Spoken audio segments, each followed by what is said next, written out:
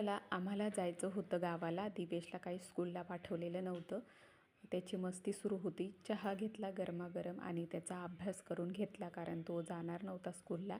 परत मग त्याला जास्त अभ्यास करावा लागला असता त्याच्यासाठी. आणि इथे करत होते मी स्वयंपाक. आणि स्वयंपाकामध्ये बघा बेसनाचे थालीपीठ बनवून घेतलेले होते मी घाईघाईतच. आणि तेच डब्यामध्ये भरले आणि निघालो गावाला. आणि गावाकडचा रस्ता बघा इतका सुंदर.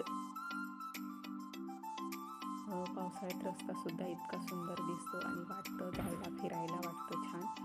तर खूप मस्त दिसत होतं हिरवंगार. आणि वरती आभाळ बघा काळाकुट्ट झालेला होता. इथून जो परिसर आहे तो बघायला खूप आवडतो. उन्हाळ्यातसुद्धा खूप छान हिरवंगार राहतं जंगल असल्यामुळे. आणि पुढे गेल्यावर बघा मेंढ्या होत्या रस्ता अडवायला.